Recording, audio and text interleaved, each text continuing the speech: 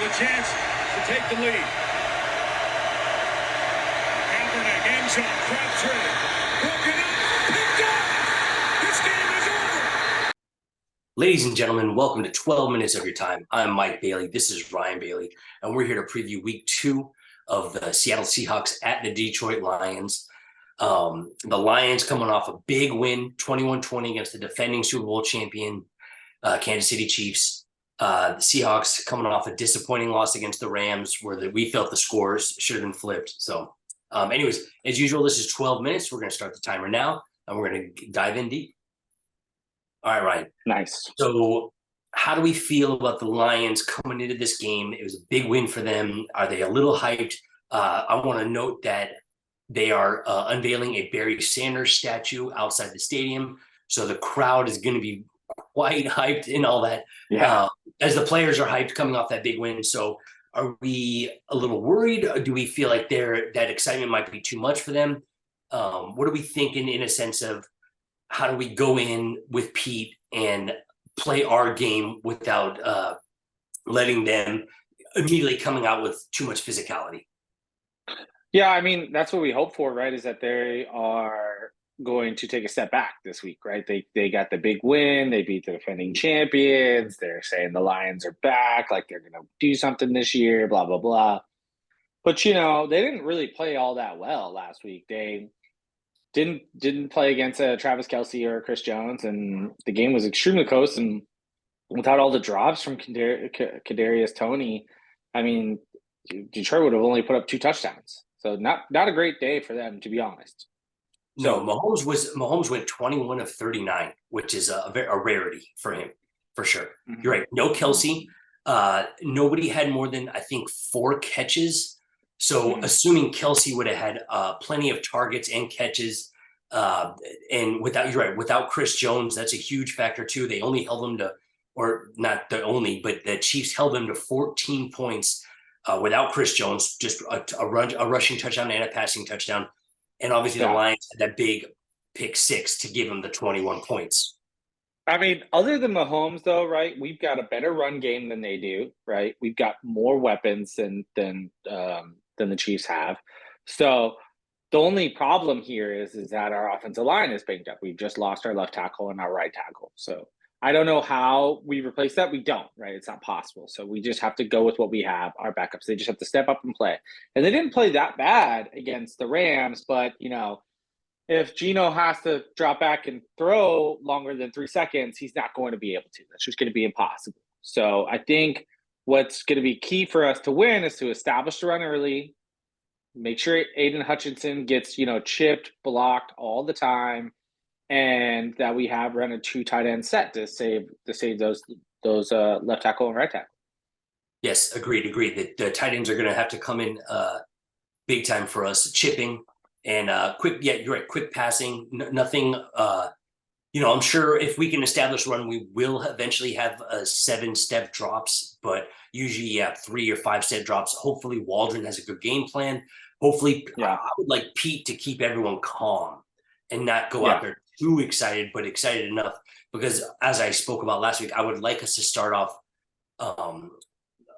hot early, as in a sense of no field goals. We need a touchdown right off the bat. So hopefully our first couple plays, I don't know if they call it a script anymore, that's going to be something that's good. But you're right. Our right tackle is not going to be around for 4 weeks. Our left tackle is definitely not around this week. So does that leave Jason Peters able to step in? Who knows? He's 41 years old. No, he's not traveling with the team this week. Oh, he's not even traveling. Okay, good to know. Yeah. So speaking of that, our injury report does not look that bad. I have it up. Yeah. It's Adams is going to be out, Cross and Lucas, as we said. But besides that, there's nothing really too much. But they have some injuries that are a little bit there too as well, where their center is questionable, and they have a few DBs that are out, so that could benefit our talented wide receiving core. I mean, to me, what I would like to see is that I would like to see a establishing of the run right early, because I think Kenneth Walker could be the best running back this year. I mean, he started off just with a bang in week 1, and he had 1,000 yards last year, and he barely played for the first couple weeks, right? And if he can get that run going, if we can just establish that run to push them back on their heels, and then what we really need is everyone's got to catch the football. You cannot, no drops today. Like that's it. Like there was a big drop by JSN last week on third down. Frustrating, very frustrating. Could have been a pick, right? And those DBs are just going to be right there waiting for something because we know we got to make quick passes. They know they got to be on top of us. So everyone's got to catch the football. You know, Gino's got to be on point the whole game. And then if they can do that, right, I'm not that worried about the Detroit defense as much as I am about the Rams, right? To be honest, right? They have a pretty good running game, right? But they only have St. Brown, and that's it. There's really nobody else out there. Goff is not as good as Stafford. That's why Goff is on Detroit and Stafford's on the Rams right now. So I think if we could just move the ball, eat up clock, I don't think Goff is going to have enough weapons to come back and get us. I would agree. Amon St. Brown is their most talented offensive player. Maybe Gibbs has a little bit more role this week than last week, but either way, we're not really threatened by him. I do like their tight end. I think it's James Laporta. It's definitely Laporta. He was very functional last week, but once again, I think he's a rookie. So either way, not too worried about the offense and their defense. You're right; they do not have Aaron Donald. Hutchinson wants to be Aaron Donald, but in a sense, last year we played them week 4. We won 48-45. So in a lot of sense, I feel like their defense is kind of like ours, where they were letting up a lot of points last year, and they might have had a good week 1, but hypothetically, they have a lot of flaws that they probably did not address in general. I know they did sign the Charles, I can't remember his name, from the Eagles, the DB, and he's yes. I actually in our pre-discussion of this, I wanted to mention about the blue beanies. Did you hear about that? The blue face mask? Yeah, I did. I wonder if that's going to backfire on them and everyone's going to look really foolish. So that'll be curious. All right, we're about halfway through. Let's move to our defense. Witherspoon coming back most likely to start as a DB. Or maybe he goes in the slot. Maybe he doesn't start. Maybe Trey Brown does start opposite of Tyreek Woolen, and maybe Witherspoon, hypothetically just plays a lot of slot for us. I mean, that's what I think the biggest problem with the last week was just communication, right?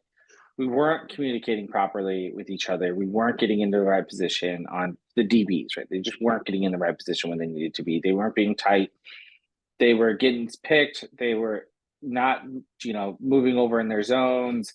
They just weren't communicating with each other when they were picking up players as they were crossing across zones. I think that's the biggest key to us performing better next week is to have Quandre get everyone on the same page. Now, if Devin is a better communicator than, say, Trey Brown or Jackson or Kobe Bryant, then yes, we will be better. Because I think that was the biggest problem. Yeah. Or maybe not even communication in a sense, but maybe they're more comfortable.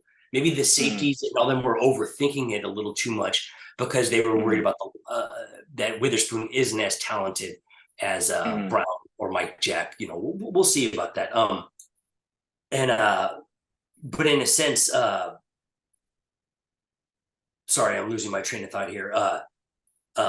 Is our pass rush going to be there? Are they? Because if we can stop the run, then yes, we aren't too worried about Goff, and maybe we can get to him and make him make mistakes. In a sense, he only threw 1 touchdown last week. He didn't have a pick, but his stats weren't. His stats were almost in line with Mahomes, basically. Yeah. I mean, I think that he will make a mistake. That's what's going to happen, right? He's not Stafford. He's not going to get the ball out precisely every single time by 2-second, 3-second drops. He's going to get that. He's going to eventually want to take one for a risk and shoot it out there. Now, last year, TJ Hawkinson was their best player on that team. He had 180 yards and 2 touchdowns. There's no TJ Hawkinson anymore. Like, that guy's gone. So who's going to be that guy? And we know our defense has always been we've always been eaten up by the tight ends. It's just kind of how it works, right? We cover the corners, we cover the deep routes. We allow for kind of shorter range guys to take over on that position. We just need to jump those balls or read those better when we know the ball's coming out and get those picks, right? That's what we need. Yes. So they got no TJ Hawkinson, who was their best player last year. And Jamal Williams is gone, who had over 100 yards. So I mean, Great I point. know. I know. I know the Well, running game is better. they don't have either of their starting they don't have either of their starting running backs, Jamal Williams or DeAndre. So that could be a negative factor for them too. And once again, this week one could have been almost not a mirage, but a camouflage by certain things that the Chiefs didn't come out with or didn't have their usual suspects, sort of say, Jones and Kelsey. So we got about 2 minutes left. One thing, DK came out and quoted that he did not have enough energy, and that's something we talked about in our post game for the Rams. So once again, I think Geno might need to step up, come out with energy, and just bang, bang, bang, and do not let the Lions overtake that with the unveiling of the statue, with their big win, with their time off. Hopefully that's just too much for the Lions.